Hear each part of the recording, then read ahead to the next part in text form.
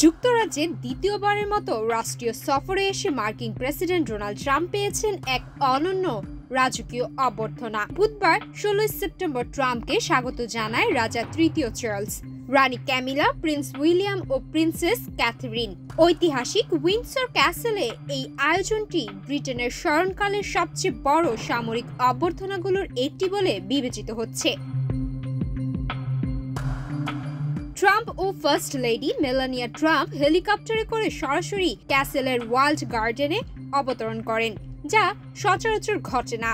এরপর রাজা চার্লসের সঙ্গে ট্রাম্প অংশ নেন এক জমকালো ক্যারেজ শোভাযাত্রায়। তাদের সম্মানে ছোড়া হয় 41 রাউন্ড তোপধ্বনি, বাজানো হয় যুক্তরাষ্ট্র ও যুক্তরাজ্যের জাতীয় সঙ্গীত। তাদের বহনকারী আইরিশ স্টেট কোচের সঙ্গে ছিলেন রানী ক্যামিলা ও মেলানিয়া এবং পরে প্রিন্স উইলিয়াম ও ক্যাট যুক্তরাষ্ট্রের রাষ্ট্রদূতদের সঙ্গে অপর একটি গাড়িতে শোভাযাত্রায় অংশ নেন। শোভাযাত্রার রাস্তায় ছিল 4 বাহিনীর সারিবদ্ধ সৈনিক, 80,000 ঘোড়াসওয়ার সেনা এবং ঐতিহাসিক লাল নীল পোশাক পরিহিত রাজকীয় রক্ষীরা। ক্যাসেলে পৌঁছানোর পর রাজা ও ট্রাম্প একত্রে মধ্যাহ্নভোজে অংশ নেন। ভোজ শেষে ট্রাম্প ও মেলানিয়াকে দেখানো হয় যুক্তরাষ্ট্র সম্পর্কিত রাজকীয় সংগ্রহের কিছু বিশেষ নিদর্শন। এরপর তারা যান সেন্ট জর্জ প্যালেসে, যেখানে রানী দ্বিতীয় এলিজাবেথ সমাহিত আছেন। সেখানে ট্রাম্প শ্রদ্ধা নিবেদন করেন।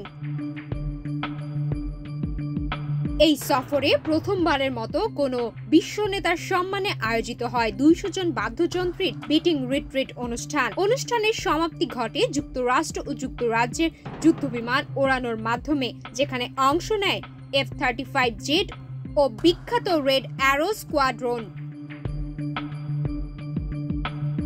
তবে এই রাজকীয় আয়োজনের বাইরে লন্ডনের রাজপথে ছিল ট্রাম্প বিরোধী তীব্র বিক্ষোভ। হাজারো মানুষ স্টপ ট্রাম্প, স্টপ ফ্যাসিজম এবং গণহত্যা বন্ধ করো লেখা প্লেকার্ড হাতে মিছিল করে। এ সময় বিক্ষোভকারীরা জানান, ট্রাম্প ও তার রাজনীতির বিরুদ্ধে ব্রিটিশ জনগণ আজ রাস্তায় নেমেছে। তাদের বার্তা স্পষ্ট, এই ঘৃণার রাজনীতি আমরা মেনে নেব না। সুমাইয়া মিতু, বাংলাদেশ প্রতিদিন।